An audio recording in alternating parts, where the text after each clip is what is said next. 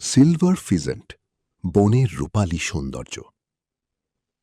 ঘন জঙ্গলের নীরবতার মাঝে হঠাৎই যেন এক টুকরো রূপালী আলো নড়ে ওঠে।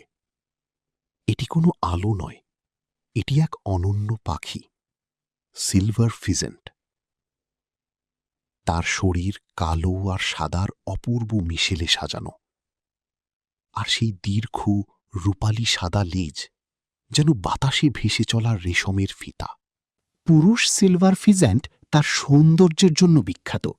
তার মাথায় থাকে লালচে ঝুঁটি আর চোখের চারপাশে উজ্জ্বল লাল রং, যা তাকে আরও রাজকীয় করে তোলে।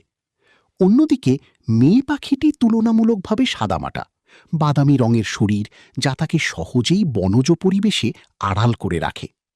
এরা সাধারণত মাটিতেই খাবার খোঁজে।